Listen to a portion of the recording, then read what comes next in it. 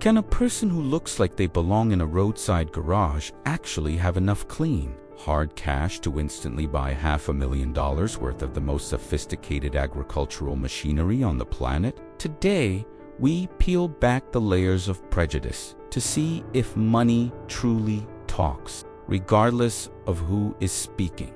The air inside Fendt's showroom was thick with the scent of synthetic leather and five-figure promise. Everything was sterile, polished, clinically white, a gallery for million-dollar farm beasts. This was serious business, conducted by men in neat, beige chinos and subdued confidence. But the silence shattered the moment he walked in. He wasn't subdued. He was a walking canvas of ink, rebellion painted across muscular arms and a heavily shadowed neck. Looking barely, he moved with a raw, undeniable confidence that didn't fit the cheap work boots he wore. He bypassed the brochures and walked straight up to the main sales desk, where Mr. Peterson was meticulously adjusting his perfect tie. The young man didn't hesitate, his voice surprisingly deep. I need 3 1050 Varias, fully loaded, and I'm paying cash. Right now. Peterson stopped adjusting his tie. The practiced smile he usually reserved for high-value clients simply evaporated. 3 Tractors Cash. The silence returned, heavier this time, suffocating. The only question hanging in that sterile, expensive air was brutally simple. Was this a joke, or was the definition of rich about to change forever? Peterson finally broke the heavy silence, but the air remained thick, poisoned by judgment. His practiced smile struggled to reassert itself, settling instead into a tight, patronizing sneer. He adjusted his tie again, a meticulous habit meant to signal superior authority. 3,050 Veyers, you say? That quite specific and fully loaded, of course. Do you know, son?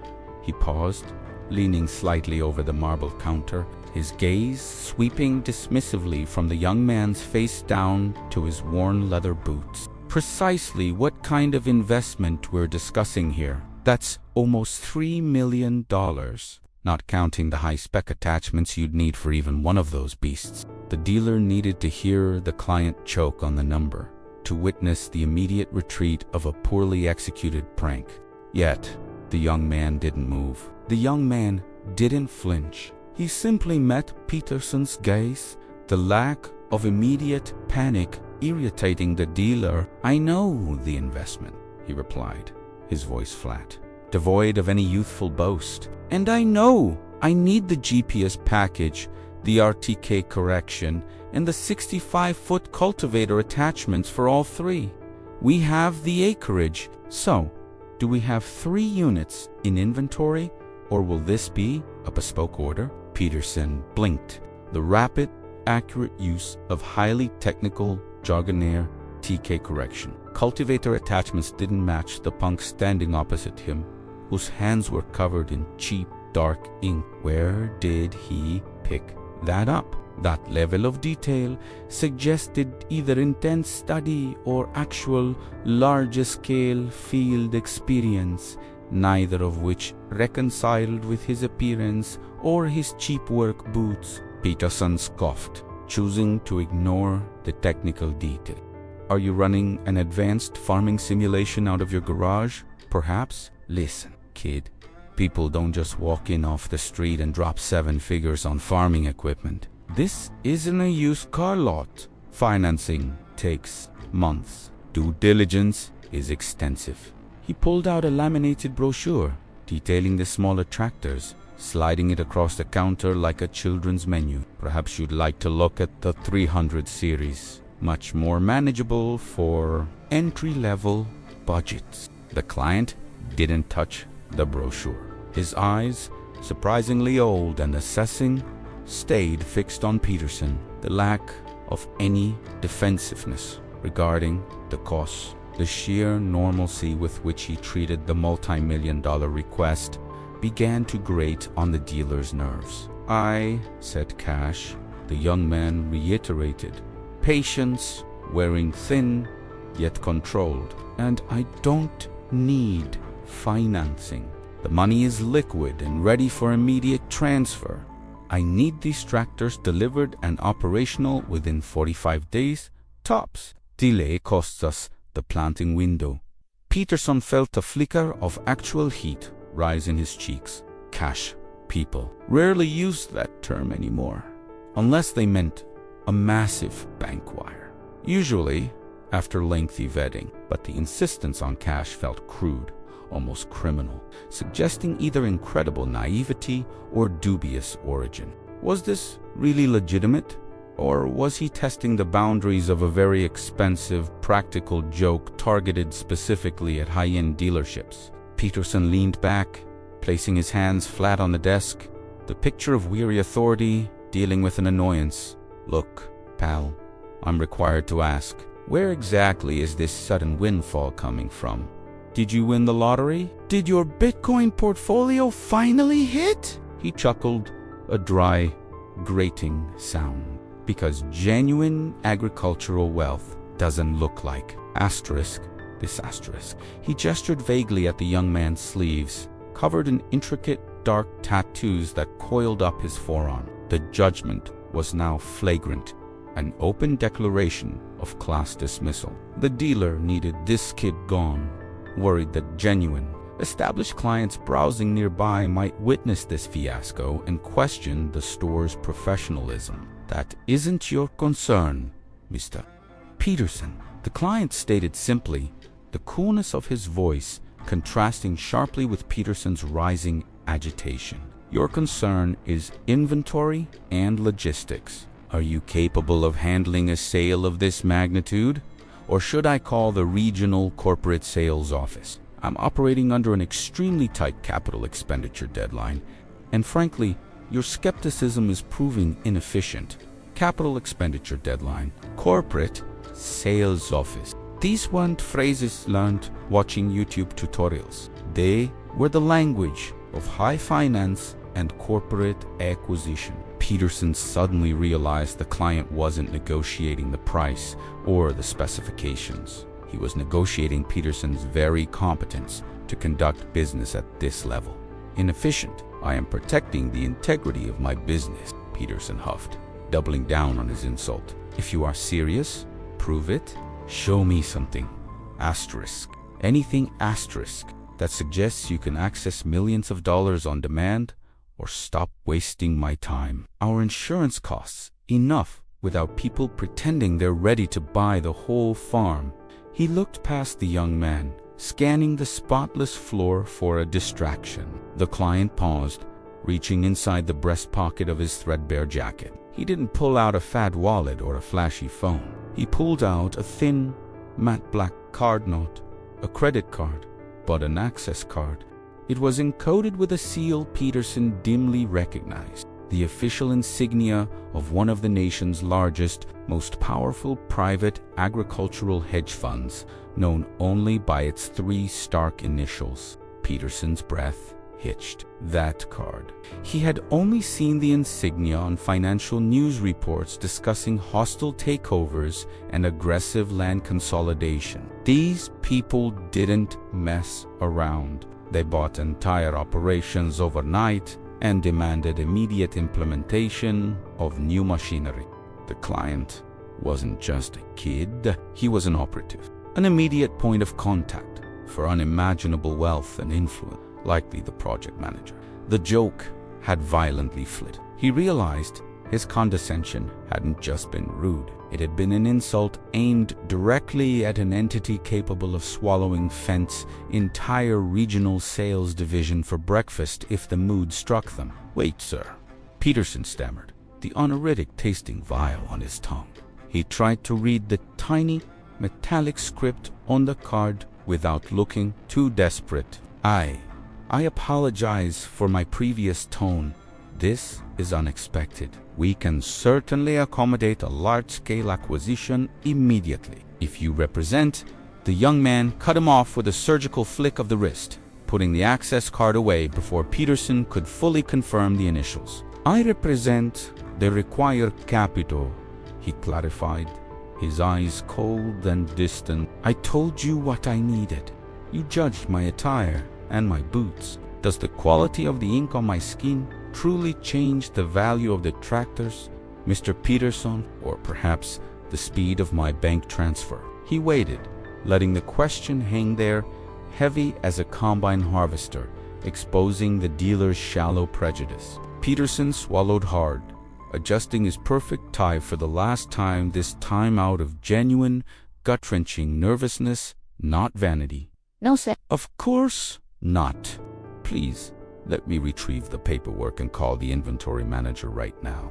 The young man shook his head slowly. No, I've seen enough of your sales approach. Send me the corporate purchase agreement and the logistics schedule directly via encrypted file by 5 p.m. today. I won't be dealing with you personally. Mr. Peterson, you failed the diligence check and you wasted 30 seconds of my time. He turned, heading toward the showroom exit without a backward glance, leaving Peterson utterly exposed and silently trembling in the sterile, silent room. The definition of rich had just violently corrected itself, shattering Peterson's neatly ordered world. Peterson didn't just stand there. He collapsed internally. The deal for the entire Fleet 50 heavy-duty precision tractors, the cornerstone of the quarter's targets, was dissolving because he was an arrogant fool. He grabbed his phone, heart hammering against his ribs like a trapped bird. He couldn't let him leave. He rushed out of the sterile office, ignoring the confused glances of the sales floor staff. He spotted the young man, whose faded denim jacket contrasted sharply with the polished chrome of the $300,000 displays, just reaching the automatic doors. Peterson yelled, a desperate, croaking sound. Wait, sir! Please. The financial weight of those 50 vehicles hit Peterson like a physical blow. Losing this meant the end of his golden retirement timeline. The young man stopped, not turning fully, merely tilting his head slightly, radiating disdain. I told you, Mr. Peterson, the discussion is over. Handle the paperwork. Peterson slid to a halt, trying to summon dignity that had already abandoned him. Sir, I apologize profoundly, but for a purchase of this scale to capital review, the logistics integration, it takes days, weeks, even. We need proof of funds before we dedicate our entire logistics department to this. The young man turned then, his cold eyes fixing Peterson. You still don't get it. I said, I represent the capital. I didn't say I needed a loan. I need the final sales contract, signed by your corporate CFO, printed and ready for execution right now. Not at 5 p.m. Now, this wasn't merely aggressive purchasing. It was an ultimatum designed to expose Peterson's administrative bottlenecks. Peterson felt a flicker of his old arrogance return, fueled by sheer denial. This kid, looking like he slept in his truck, demanding multi-million-dollar contracts on the spot. It was theater. Look, kid, Peterson began, dropping the sir unintentionally.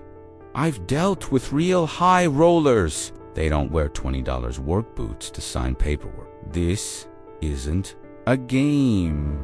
If you're serious, show me the bank transfer receipt, the escrow account, something concrete. Otherwise, stop wasting my time. Peterson hoped his challenge would make the young man retreat, validating his initial dismissal. The young man simply smiled, a thin, dangerous curve of the lips. Ah, the dignity check again. Very well, Mr. Peterson. If I show you the funds, you retrieve every single document and have your legal department on the line within 5 minutes. Do we have an agreement? He didn't raise his voice, yet the authority in his tone made the entire showroom seem to vibrate. Peterson, sensing a chance to expose the bluff, nodded stiffly. Deal. The young man reached into the interior pocket of his worn jacket, pulling out a minimalistic carbon fiber phone case. Not the latest model, but heavy and specialized. He unlocked it with a rapid fingerprint scan, navigating swiftly past banking security layers Peterson didn't even recognize. He rotated the screen toward the dealer. It wasn't a bank balance. It was a secure trading interface, displaying a portfolio valuation, real-time liquidity estimates, and a single, massive, highlighted line item, available transfer capital. The number was so astronomically high enough to buy this dealership several times over that Peterson's breath hitched, realizing the valuation was dynamic, shifting slightly even as he watched. The young man didn't gloat. He just waited, letting the figure, which contained more zeros than Peterson had ever seen, aggregated in one place, sink in. Peterson's face went slack, the color draining away, leaving behind the mottled red of humiliation and shock. The previous arrogance vanished entirely, replaced by cold dread. He didn't just see wealth, he saw power untethered by convention. What corporation are you representing? Peterson whispered, his voice cracking, unable to tear his eyes from the glowing screen. The young man ignored the question, rotating the screen away and sliding the phone back into his jacket. The contract, Mr. Peterson. 5 minutes. Or I call your competitor down the road, and you explain to your board why you lost the largest deal of the year because of my footwear. Choose wisely. The realization dawned on Peterson. This was not a mere transaction, but a deliberate, crushing judgment on his professional conduct. Peterson didn't choose. He obeyed. He spun around and sprinted back toward the administrative warren. 50 tractors required contracts thicker than a phone book, covering warranty, delivery schedules across 3 states, specialized software licensing, and detailed payment schedules. This wasn't a standard retail transaction. It was a corporate acquisition requiring immediate legal review. The young man followed slowly, maintaining the measured pace of a predator watching its prey flounder. The sales floor staff, witnessing their manager's frantic, undignified dash, exchanged wide-eyed, silent questions. The urgency signaled something immense was happening, shattering the calm Sunday morning sales routine. Peterson burst into his secretary's office, shouting demands into the phone for the corporate legal team to join an emergency conference call, while simultaneously ordering the printing of documents that hadn't been fully finalized. Sweat beaded on his forehead, staining his expensive collar. The young man stood sentinel at the doorway.com amidst the chaos. Make sure every copy is crisp, Mr. Peterson. No smudges. And ensure the color matches the corporate standard.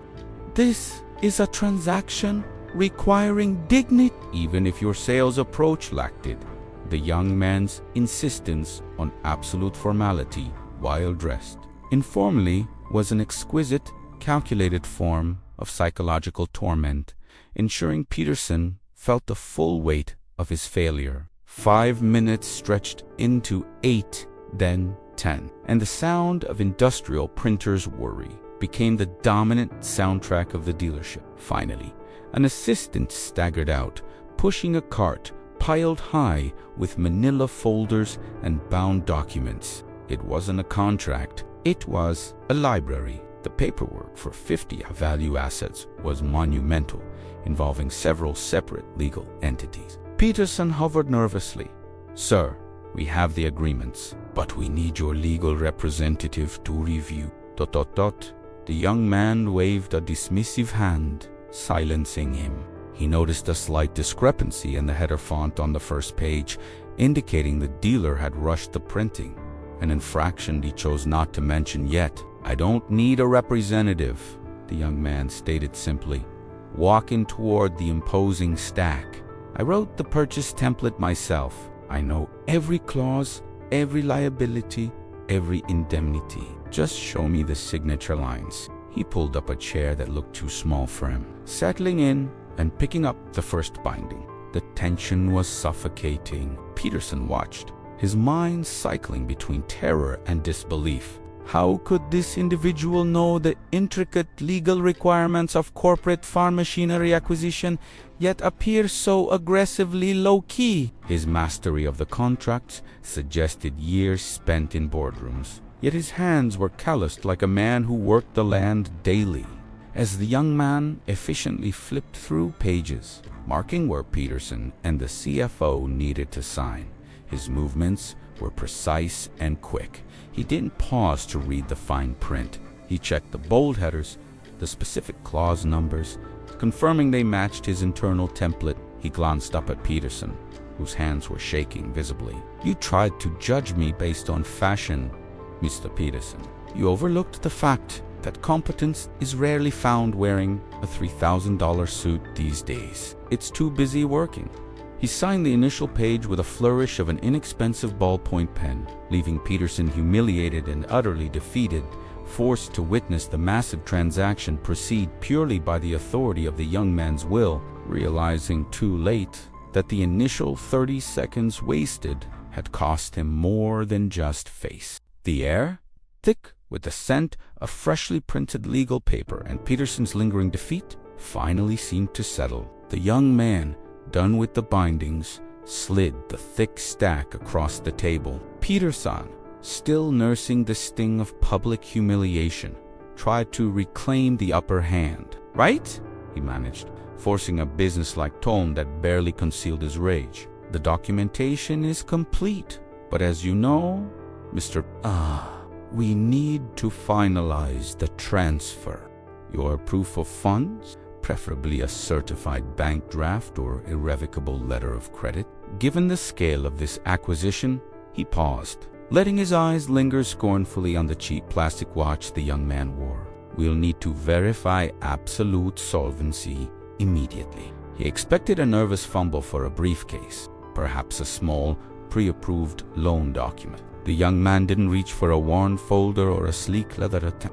Instead, he pulled a battered, slightly muddy smartphone from the inner pocket of his ancient canvas jacket. He bypassed the usual security screen with a single, practiced swipe. Opening an application Peterson didn't recognize, lacked the branding of any major regional bank. The simplicity of the interface was alarming. It looked like something built for function, not display. Peterson instinctively leaned forward, curiosity overriding professional decorum. Why was he using a phone for this? This wasn't standard procedure for a transaction exceeding 8 figures. Drafts are inefficient, the young man stated plainly, holding the screen toward Peterson and the pale, sweating CFO. The display glowed with stark white text on a dark gray background. At the top, in crisp, numerical precision, was the transaction total, $14,875,000. Below it, marked clearly as available balance, was a number so profoundly large it felt like a typo, an astronomical sum that made the cost of the machinery look like petty cash. It wasn't the total that shocked Peterson. It was the fact that the number extended 8 more digits beyond what was required. Peterson's mocking smile evaporated. His throat constricted. He squinted, trying to rationalize the figure. Maybe it was a testing environment.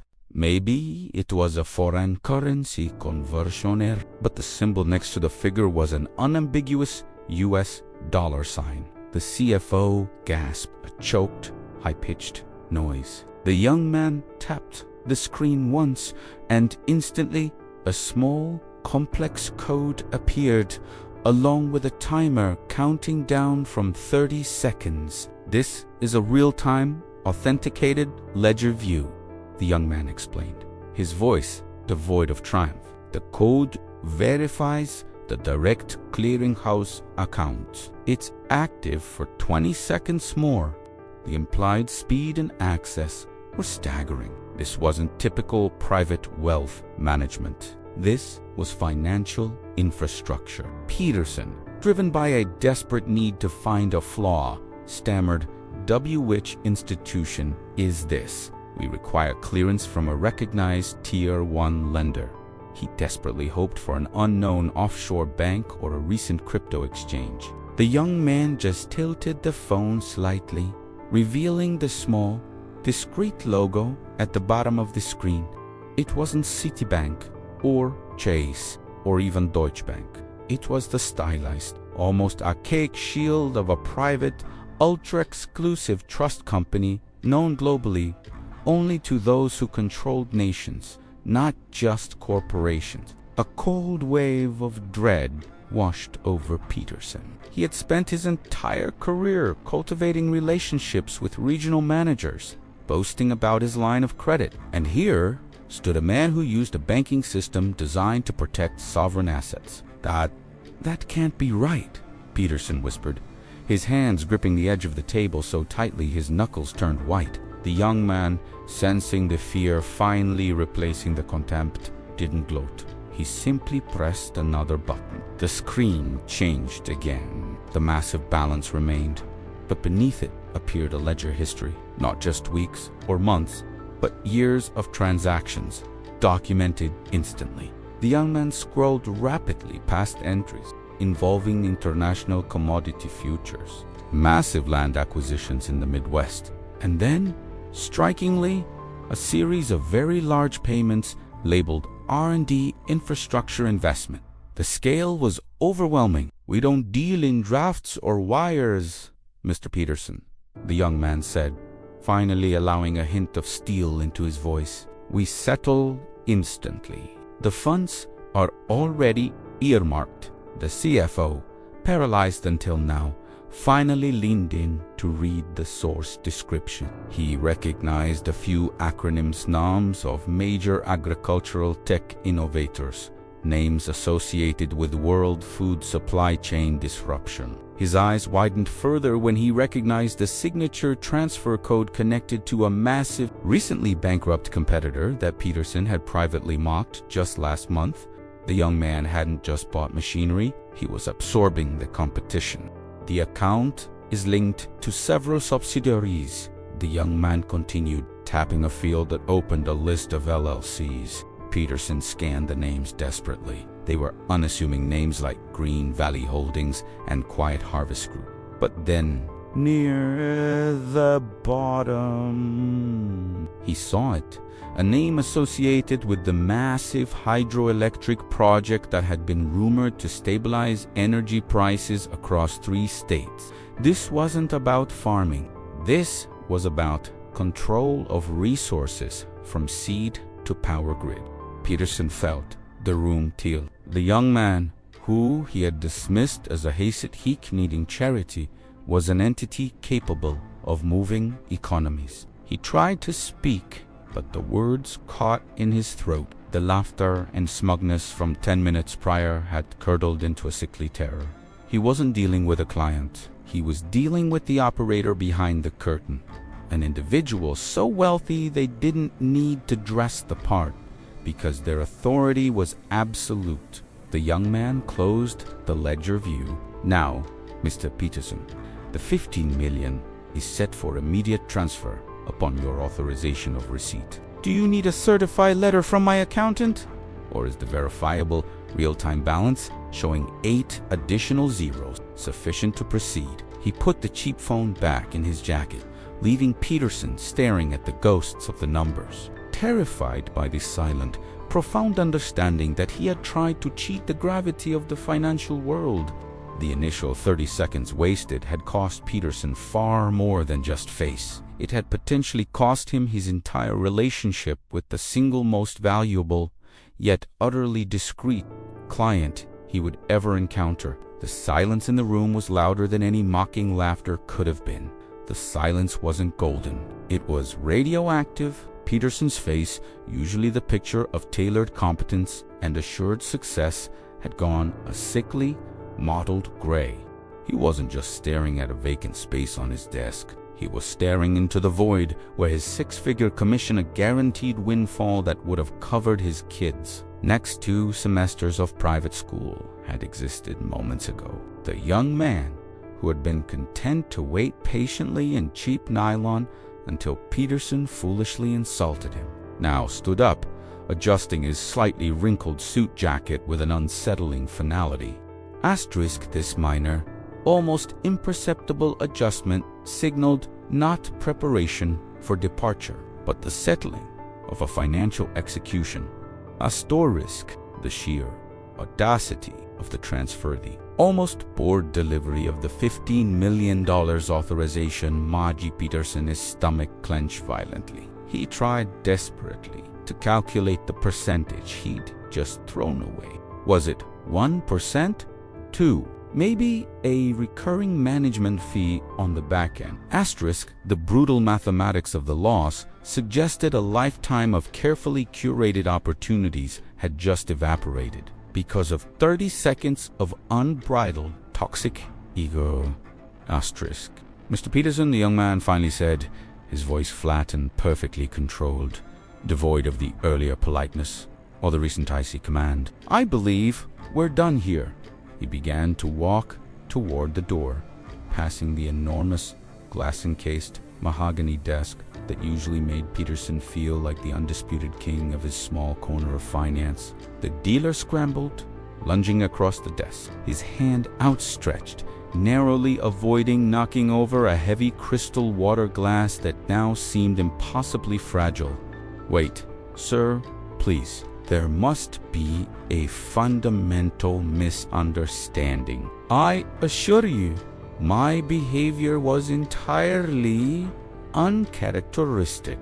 I have been under undue and considerable stress. The lie tasted like bile and desperation in his throat. Asterisk, he knew instantly that the stress excuse was pathetic. Clients of this magnitude didn't care about excuses. Only impeccable, unfaltering conduct. Asterisk. The young man paused at the threshold, his silhouette framed darkly by the afternoon sun, an ominous, looming presence. Peterson pushed himself to his feet, ignoring the sudden, throbbing pain behind his eyes and the clammy sweat cooling on his forehead. The transfer, sir, I can process it immediately. I can waive the initial structuring fees. I can set up the preferred investment vehicles you requested. We can begin right now. I requested nothing specific of you. Mr. Peterson, the young man interrupted gently, turning his head just slightly. That $15 million transfer was merely a highly controlled proof of concept, a small, disposable amount intended solely to gauge your professionalism, your discretion, and your judgment. That fund, had you handled it correctly, was earmarked for a preliminary high-yield municipal bond project. He paused, letting the silence draw out until it felt like an elastic band about to snap. Asterisk, the primary mandate, which required an immediate minimum capital commitment of $450 million in new liquidity, would have followed next week. Asterisk, the number $450 million struck Peterson with the force of a physical impact, stealing the very breath from his lungs and momentarily blurring his vision. It wasn't just a six-figure loss anymore. It was a multi-million-dollar Corianding catastrophia, minimum seven-figure commission instantly vaporized. He staggered slightly, clutching the corner of the polished desk to keep himself upright. 450 ... Why test me in such a punitive manner? The young man turned fully, his expression shifting from detached disappointment to mildly, almost clinically petty. Because, Mr. Peterson, the kind of generational money I represent and manage requires partners who are fundamentally stable, consistently respectful, and possess unshakable character. You managed to fail on all three counts within the first 30 seconds of our interaction. You judged my potential worth based on cheap Italy, replaced fabric, not capability or reputation. Asterisk, Peterson realized with sickening clarity that the young man had expertly engineered the entire preliminary interaction purely to expose the dealer's latent, deeply ingrained arrogance. Asterisk, the young man took one deliberate, measured step back into the office, refocusing his gaze slightly past Peterson's shoulder, toward the expansive, polished glass wall that overlooked the teeming, chaotic trading floor below. The timing, whether by chance or design, was brutally perfect. Just then, Peterson's executive assistant, Sharanta, most gossipy observer in the entire firm, walked quickly past the open door, carrying a high stack of sensitive regulatory files. She glanced into the office, saw the rigid, horrified posture of her boss facing the unknown young man, and stopped dead in her tracks, alerted by the raw, palpable tension that filled the air. Sharon, known throughout this sector for her acutely developed antennae, instinctively knew this meeting was collapsing in spectacular, career-defining fashion. Now let's talk about the humiliation you mentioned, the young man continued, his voice hardening and rising just enough to effortlessly carry over the steady, professional hum of the surrounding trading floor, ensuring Sharon, frozen 10 feet away, could hear every damning word. You attempted to shame me, a person you wrongly assumed was impoverished, by offering charity. That sort of predatory conduct contaminates all subsequent dealings. Financial trust is not merely transactional, it is fundamentally relational. You have, by your own hand, irrevocably polluted the well. Peterson felt a wave of scalding heat flood his face and neck under the precise, humiliating observation of his most critical assistant. He could already vividly imagine the toxic whispers spreading across the floor faster than any market flash crash. He knew Sharon would have the full, devastating narrative meticulously distributed and embellished by the time the market closed. Peterson frantically tried to regain some small fraction of control over the narrative, or at least his rapidly eroding dignity. I apologize profoundly and without reservation. I will make this right. We can immediately renegotiate the terms starting now. I am ready to commit whatever resources are necessary to earn back just a shred of your trust. The young man merely smiled, a brief, chilling flash of white teeth that held absolutely no discernible warmth. That is the very core of the final lesson. Mr. Peterson, you do not get to earn trust back when you discard it so flippantly, treating it as disposable. Trust, like critical liquidity in a global financial crisis, is a resource you need to have already secured before you suddenly realize you desperately need it to survive. He lowered his voice slightly, but the intense, unwavering focus remained. The dealer finally understood with paralyzing clarity that this lesson wasn't about the transaction price. It was about the fundamental moral geometry of the ultra-wealthy. He gestured vaguely, dismissively, toward the frantic trading floor buzzing perpetually beneath them. Look at your expensive kingdom, Mr. Peterson.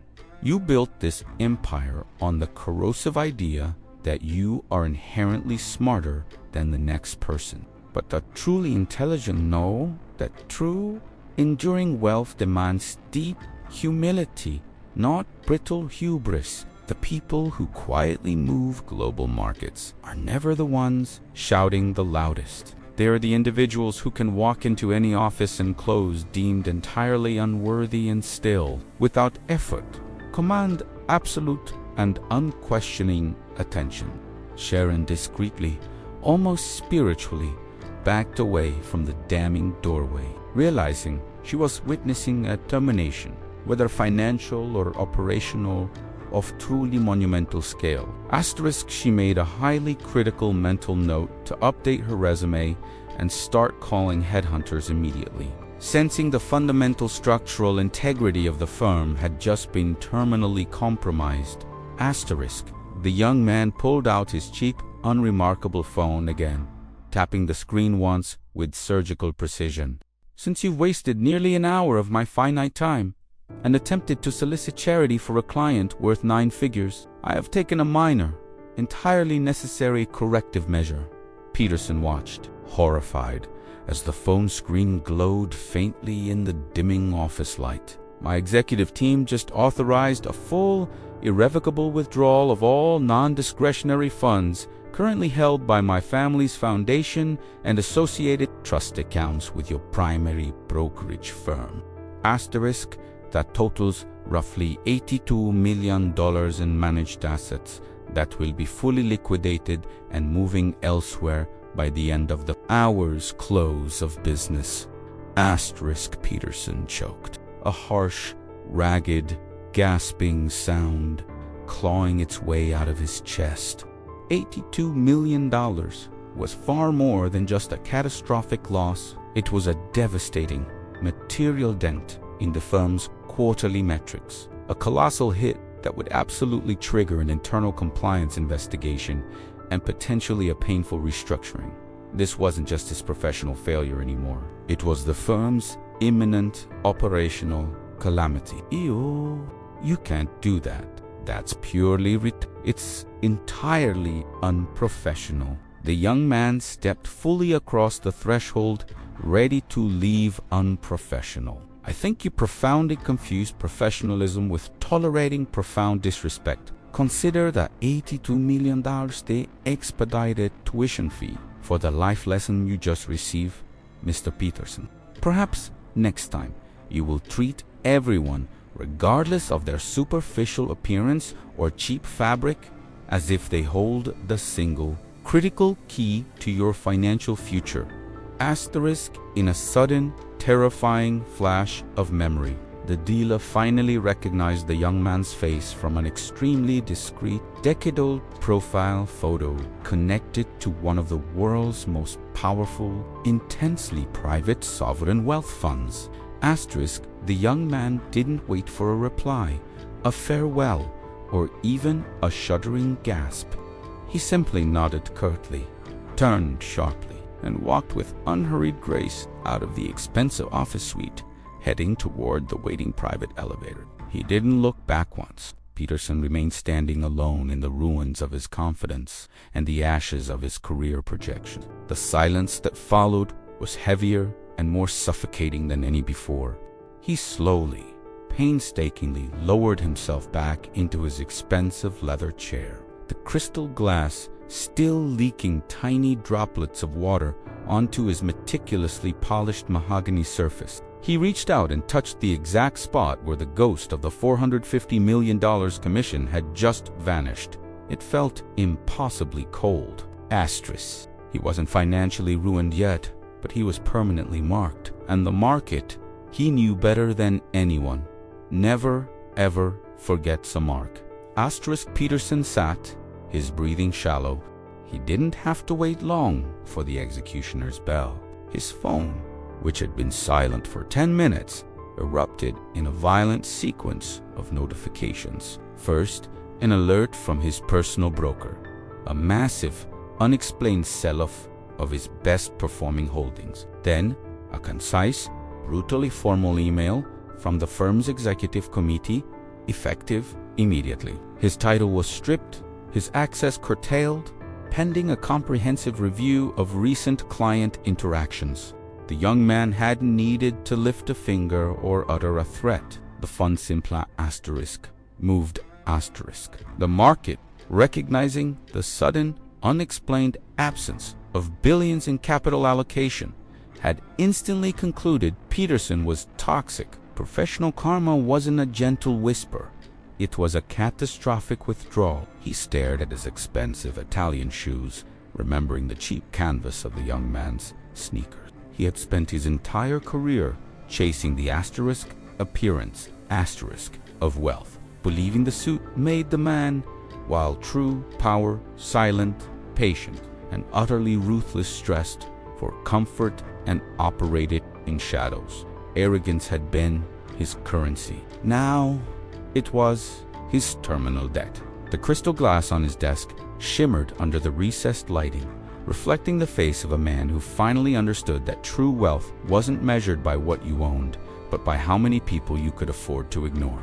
Peterson understood, too late, that in the empire of finance, the only thing cheaper than a poorly made suit is $1 billion lesson learned in solitude. Thank you for watching. If you felt the weight of Peterson's downfall, please hit the like button, share this story, and subscribe for more tales of high stakes and professional ruin.